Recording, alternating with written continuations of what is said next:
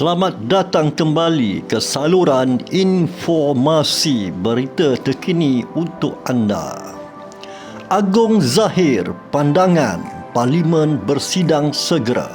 Berita ini dipetik daripada artikel Berita Harian News bertarikh 16 hari bulan 6 2021.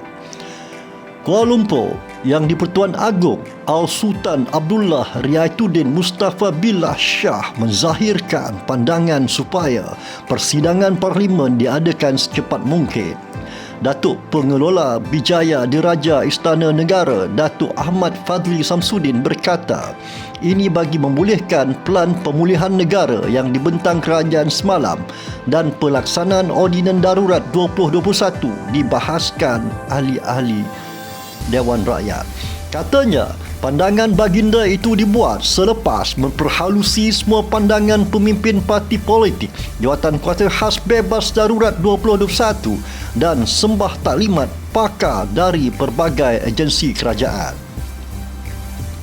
Baginda turut menzahirkan pandangannya perlu adanya pentadbiran kerajaan yang stabil dan kukuh serta berupaya berfungsi dengan efektif dalam menangani wabak COVID-19 dan memulihkan ekonomi negara, katanya dalam satu kenyataan hari ini.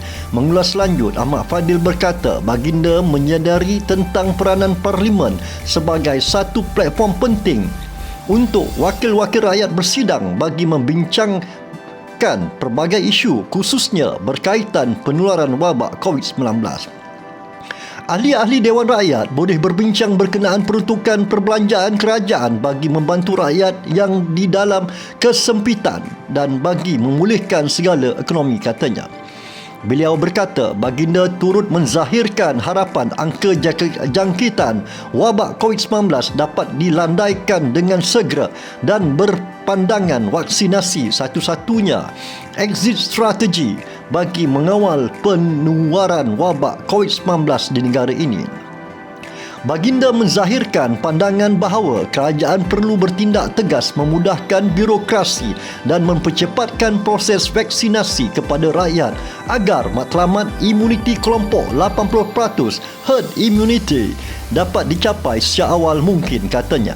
Dalam pada itu, katanya, baginda turut menzahirkan setinggi penghargaan kepada petugas barisan hadapan dan seluruh rakyat yang bertengkur sumus mengorbankan masa serta penat lelah dalam usaha memerangi penularan wabak COVID-19 di negara ini.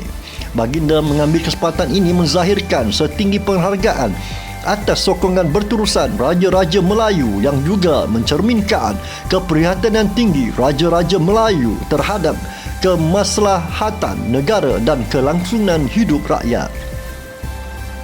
Baginda turut mengambil kesempatan ini mengajak rakyat bersama mendoakan rakyat Malaysia dan negara sentiasa berada di bawah lindungan Allah Subhanahu Wa Taala, dijauhi dari sebarang musibah dan wabak COVID-19 dapat dibendung dengan diakhiri dengan segera, katanya. Sesi perbincangan khas Majlis Raja-Raja itu dihadiri 8 Raja-Raja Melayu berlangsung di Istana Negara selesai kira-kira jam 7 malam tadi selepas berantung hampir 4 jam. Al-Sultan Abdullah berkenan mempengerusikan perbincangan khas itu dihadiri pemangku Raja Pahang Tengku Hasanah Ibrahim Alam Shah serta Sultan Johor Sultan Ibrahim Almarhum Sultan Iskandar.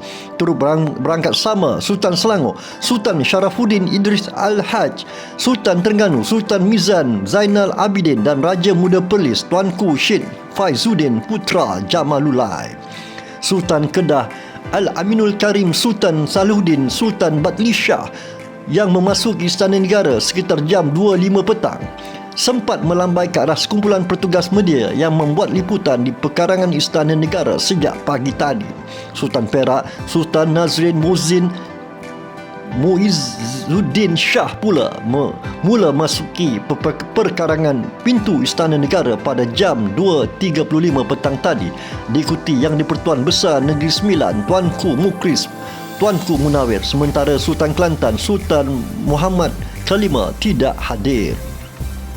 Ini adalah penciangan khas Raja-Raja Melayu kedua diadakan bagi membincangkan mengenai isu kesihatan dan politik negara, dengan pertama kali diadakan pada 25 Oktober tahun lalu.